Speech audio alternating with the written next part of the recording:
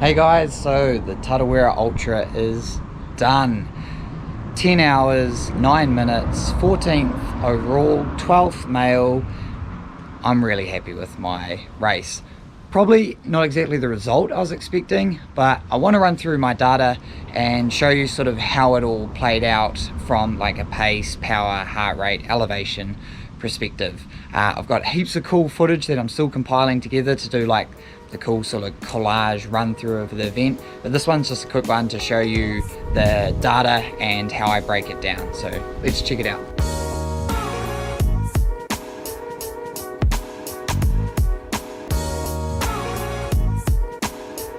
Alright, so here is my file for the Tarawera Ultra Marathon. This is within Training Peaks, which is the training software that I use to analyze files. So here we have in the grey is the elevation, so you see the elevation profile. Green is my speed, running pace, pink is my running power, and red is my heart rate. So pretty much straight off the bat, have a look at split one, so lap one here. You can see an hour, first aid station. This is actually an aid station they didn't say was there, but it was there. Threw me off a little bit, but 154 heart rate, 370 power, just under 5-minute Ks. So I was actually thinking maybe I'd be closer to 430s, but no dramas. It was a bit more of an incline than I thought. So that was all going well. Second split, 5:14. That's definitely slower than I thought.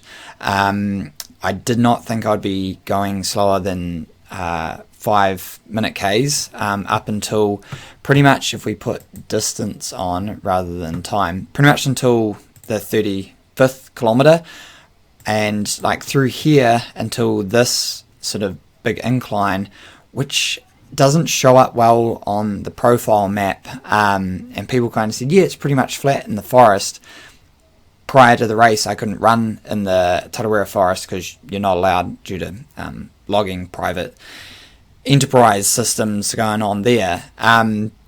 So I was going well, I was 155, right on my limit in terms of heart rate. I actually wanted to be more like 150, but due to the heat and the humidity, I was allowing like a 5-beat sort of leeway there just for the cardiovascular strain of the added like sweat loss to cool myself, and I felt under control. And my pace and power were within sort of the region, still upper regions, like 380 was going to be my upper limit. So yeah, once we got through to really that's close to the start of the Eastern Okatina, then you see I really dropped off in terms of my pace and my power. So you can see, they're obviously sitting up here, then they're sitting down here, and that was where I felt the heat and the humidity the most. You can see in the red my heart rate stays very constant throughout, and it's 163 through that split, which is, I felt like I was really holding back and felt like I was going within myself, but my heart rate is really showing how much strain the heat was having on my body.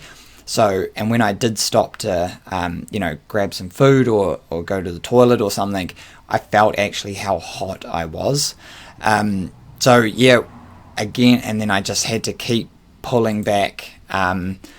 This section was around 7-minute Ks, 161 heart rate, well under 300 watts running, and that was so much slower than I anticipated through that section, and that where sort of 10 hours being my like slowest kind of predicted time, that was where I lost a lot of that time. But it's so interesting seeing my heart rate like not even dropping at all, despite my pace getting closer to more around 7-minute kilometers. Then around 60 Ks, around getting into Western Okatina, I was like, oh man, I'd started passing people. People were really suffering from that heat and probably burning themselves a bit hard through this section where you see me drop my outputs out while my heart rate and perceived effort are still relatively high.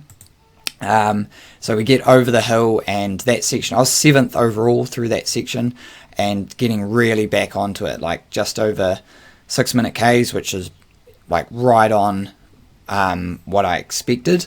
And then I was actually sort of from the end of Western Okataina under 6-minute Ks, just over so around 5:30, just over 5:30-minute Ks, back 320 watts, 160 heart rate, right in the block hole of what I expected.